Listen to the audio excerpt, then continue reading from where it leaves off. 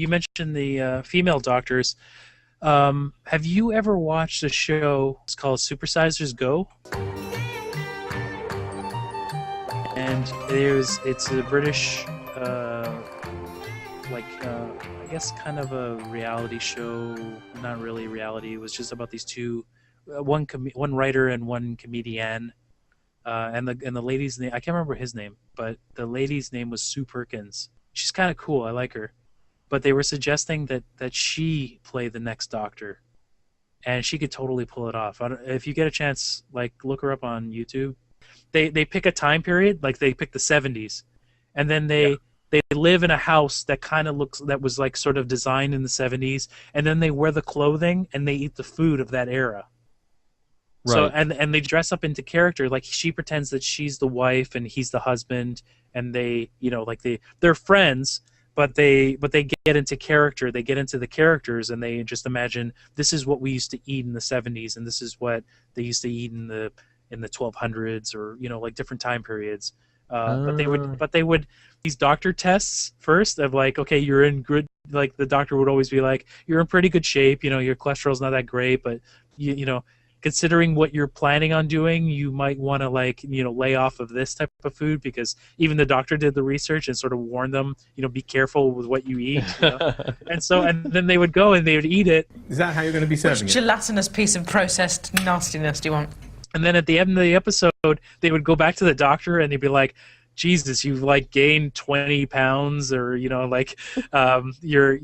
blood sugar is crazy, and you're gonna, if you keep going like this, you're gonna die tomorrow. And it was just it was awesome to show this is the stuff that they lived on, and this is the life expectancy of the individual, and this is why they probably died. What do you fancy tonight? If you could let your imagination run riot. Ooh, I don't know. Have you got anything dehydrated? What, that needs rehydrating? Anything that needs water adding to it. Do you want something in a tin that's powdered that doesn't resemble food in any way?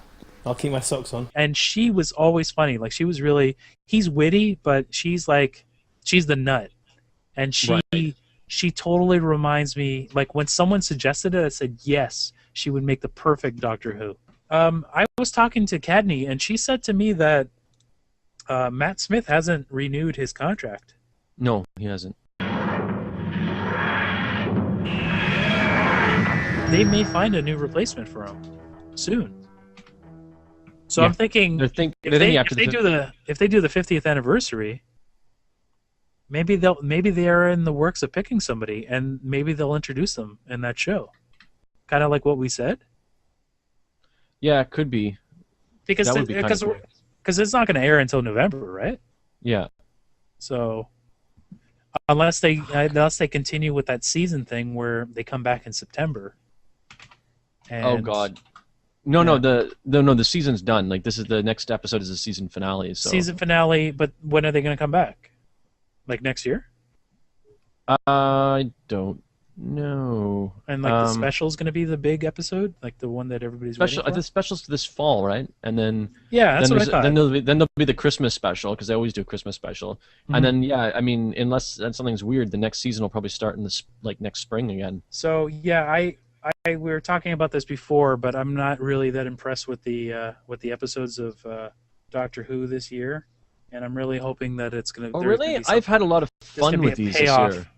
There's going to be some payoff in the last one. I think we talked about this before, and I got to say, I enjoyed this year. I mean, with some major exceptions, like the last Pawn story, fucking New York. Oh yeah, no. That was awful. That was just awful. But there was some good stuff. I liked Asylum of the Daleks. Yeah, that was good. And I like the fact that you're going back to last the first half of the season. Half of the season, which I didn't mind some of the episodes there. Yeah, but then this one, and they were really fun. I thought Dinosaurs on a Spaceship was a lot of fun. Yeah, but that was last season. Yeah. So this season, I liked we talked about the special, which I liked. I thought it had problems, but now actually it looks like some of that's gonna. I thought the effects were really bad for that though. The ice monster with the was multiple. just Oh, right, yeah. You mean the Christmas special? Yeah. Yeah, and the snowmen were. The effects for next episode look really good. If you look at like the trailer with the dudes with no face and the big teeth, that's always cool. Yeah. But it's been done, but yeah, whatever. But yeah, this season's been a bit mixed. But I really like what I like is that I think the character work is a lot better. Although in this last episode, I think it was written before they knew they were going to have. I think Neil Gaiman must have been writing it earlier because Clara was acting a lot like Amy Pond.